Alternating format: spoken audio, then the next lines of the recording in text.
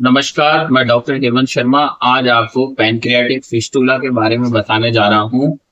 तो इस वीडियो के अंत तक बने रहें। इसमें मैं जांचें बताऊंगा कैसे पैनक्रियाटिक फिस्टुला को डायग्नोज करें और क्या इसका इलाज है। तो अगर आपके भी किसी मरीज को ऐसी बीमारी है या ऐसा कुछ हुआ है तो ये वीडियो आपके लिए ही है, तो अंत तक बने रहें। इसमें हम पूरा समझेंगे कैसे ये ठीक होगा, क्या ट्रीटमेंट रहेगा, कैसे इसको पहचानेंगे।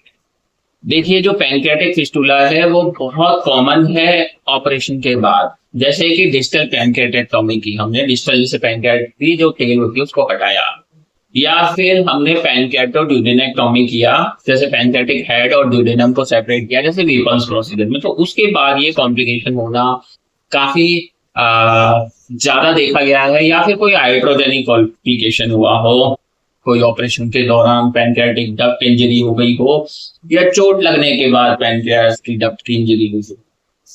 तो इसमें क्या होता है कि जो आपका ड्रेन फ्लूइड है, जैसे ऑपरेशन के बाद हमने ड्रेन डाला, या फिर आप टैप भी कर सकते हो, जो एसिटिक टैप होगा आपको, उसका थर्ड डे पे हम देखेंगे, तीसरे दिन पे डेवलप होने के, कि इसमें ऑपरेशन के थर्ड डे पे देखेंगे कि जो अमाइलेज लेवल है फ्लूइड का वो 3 गुना बढ़ जाता है जो सीरम अमाइलेज लेवल से। तो सीरम अमाइलेज लेवल की normal value lab to lab vary करती है, पर जो स्टैंडर्ड है मोस्ट ऑफ दी लैब में ली जाती है, तो वो कंसिडर की जाती है 20 से लेके 110 यूनिट पर लीटर तक। ठीक है, तो इसकी 3 गुना, मतलब आप मान लीजिए कि 330 से ऊपर वैल्यू हो जाए तो ये पैनक्रियाटिक फिस्टुला को सजेस्ट करती है, ड्रेन फ्लूइड की वैल्यू।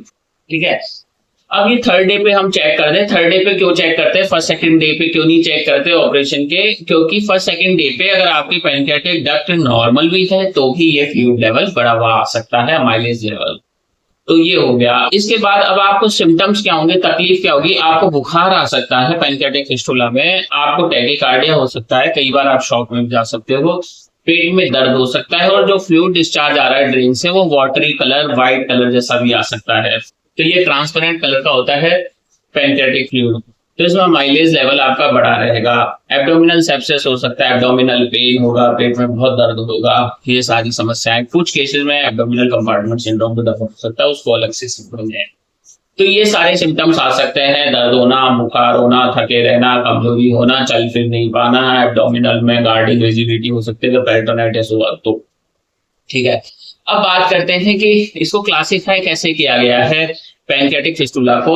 ये ग्रेडिंग होती है international study group of pancreatic surgery. तो इसमें ग्रुप ए में आता है जैसे बायोकेमिकल लीक है, कोई क्लिनिकल सिम्टम्स नहीं है, पेशेंट को कोई तकलीफ नहीं है, कोई परेशानी नहीं है, तो उस केस में हम सिर्फ ऑब्जर्व करते हैं और वेट एंड वॉच करते हैं, और जो कंटिन्यू हमारा ट्रीटमेंट चल रहा है वो सेम रखते हैं, कोई चेंज नहीं करते। अब होता है ग्रुप बी। ग्रुप बी में पेशेंट को थोड़ा सिम्टम्स आने लगता है तो इसके पेशेंट को रिसर्सिटेशन करना पड़ता है, पेशेंट में ड्रेन डालना पड़ सकता है। 3 से मोर देन 3 वीक्स, 3 हफ्ते से ज्यादा ड्रेन रहेगा, 21 दिन से ज्यादा।